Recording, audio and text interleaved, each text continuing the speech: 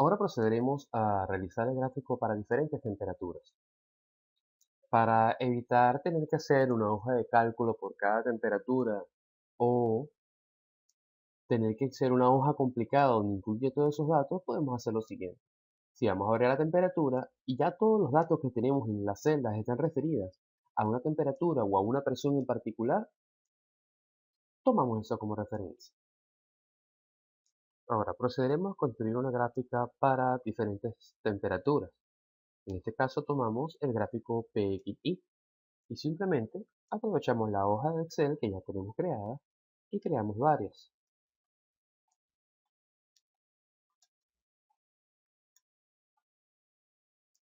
Por ejemplo, podemos colocar aquí 500,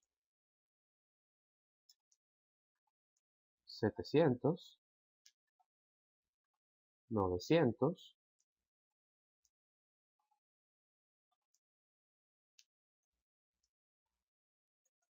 1100,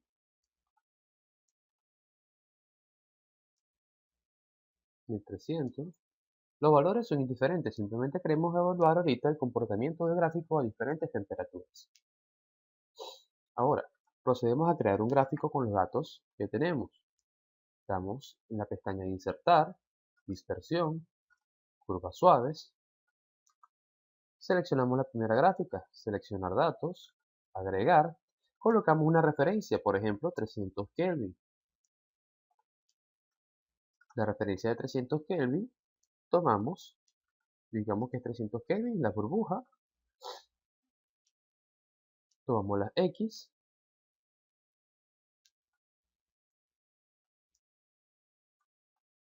Borramos aquí.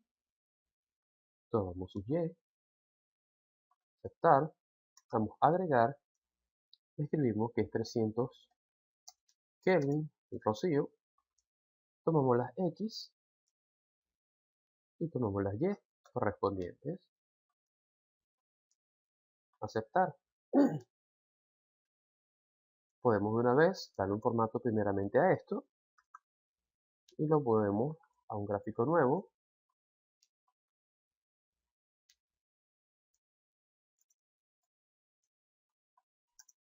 Y colocamos, por ejemplo, una referencia. Este es el rango en el que voy a trabajar. Ahora bien, antes de darle formato a esto, vamos a agregar todos los gráficos. Seleccionar datos, agregar y buscamos, por ejemplo, la pestaña 2. Está a 500 Kelvin, agarremos el burbuja. Nuestras X serían la pestaña 2. Nuestras Y serían en la pestaña 2. Verificamos aquí que nos diga que es el número 2 para tener una buena referencia. Ups, me equivoqué. Editar. Bueno, era editar. Agregar de nuevo. 500 Kelvin, burbuja. Nuestras X serán estas. Nuestras Y serán estas. Aceptar. Y seguimos así hasta culminar con toda nuestra tabla de datos.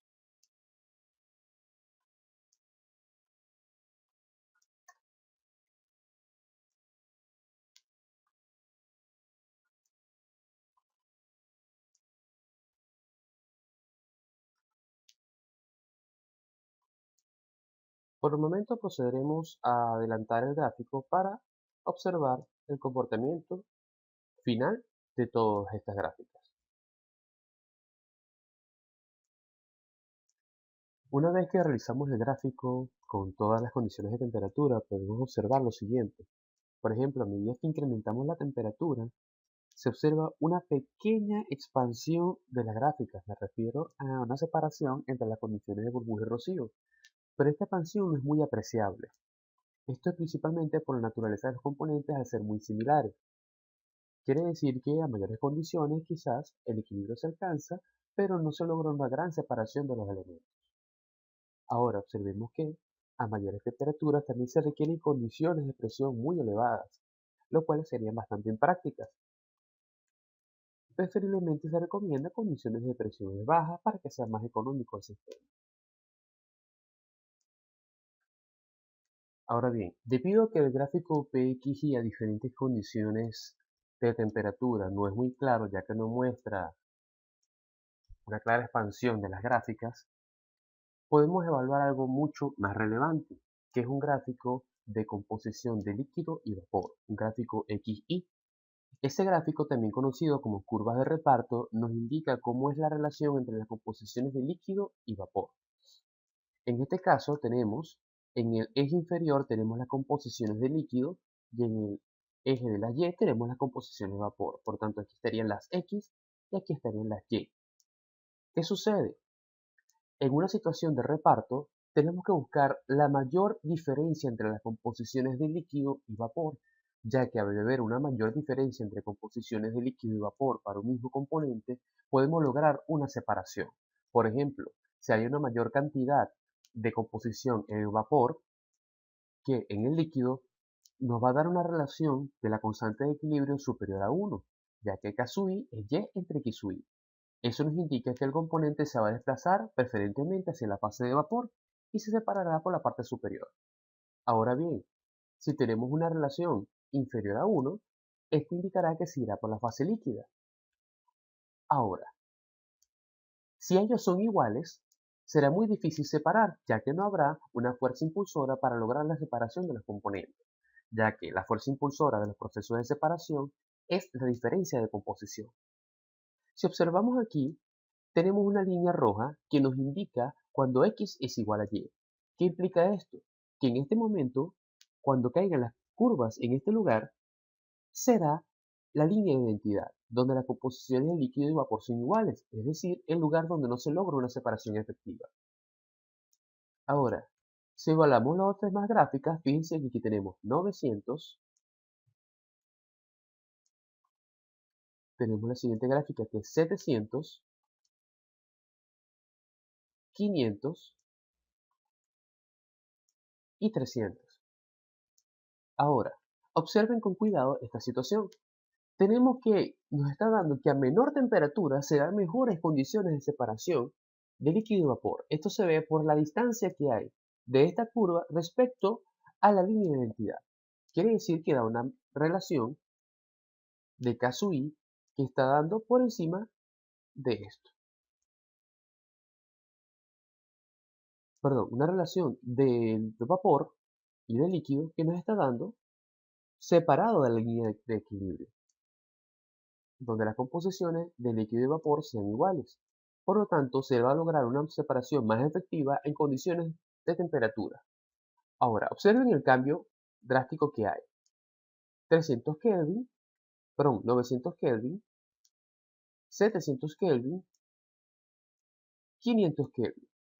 Fíjense que ellos se encuentran muy cercanos a la zona de identidad. Ahora, cuando ya pasamos a 300 Kelvin, hay un salto bastante grande. Quiere decir que es una buena zona de separación a esas condiciones de temperatura. Por lo tanto, el diseño del proceso que utilicemos para separar debe cumplir con estas especificaciones para lograr una mejor calidad de los productos.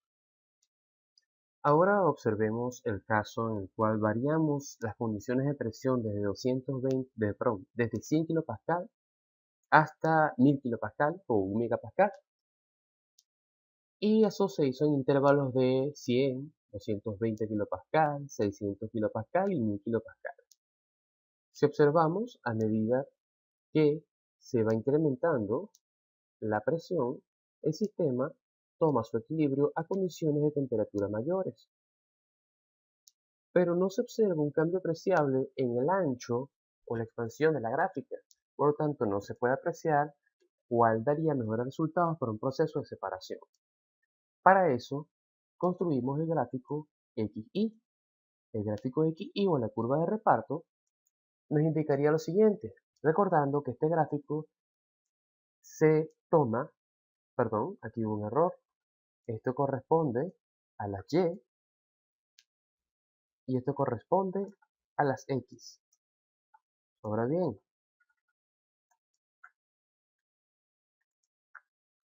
Tenemos nuestra eje de X de las composiciones de líquido y nuestro eje Y de las composiciones de vapor, indicando que esta línea azul que se ve aquí en línea recta es la línea de identidad donde Y es igual a X. Y queremos separarlos en la medida de lo posible de esa línea para lograr una mejor separación de los productos. Ahora observamos que cuando estamos a condiciones de presiones más bajas, se logra una mayor separación de los productos. Si vamos que incrementamos la presión, y así sucesivamente, por ejemplo, pasamos a 1 megapascal y tenemos que a esa condición estamos más cercanos a la línea de identidad, por lo tanto será un poco más complicado separar esos productos a condiciones de presiones elevadas. Ahora, por eso, la mayoría de los procesos se desarrollan a presiones atmosféricas, como por ejemplo las de 100 kPa, preferiblemente, o a condiciones de presiones de vacío, porque logran una mayor separación de las composiciones de vapor y de líquido. Esto para que los componentes más livianos se puedan dirigir hacia el tope y los más pesados se puedan dirigir hacia el fondo con facilidad, logrando una buena separación entre las composiciones de vapor y de líquido. Ahora, podemos observar este comportamiento que nos permitirá decidir cuál será la presión más adecuada de trabajo y cómo se puede comportar el sistema a medida que incrementemos las presiones. Bien, espero que esto les sirva de ayuda para poder analizar los procesos de equilibrio en los sistemas binarios para los sistemas de composición variable en el comportamiento ideal.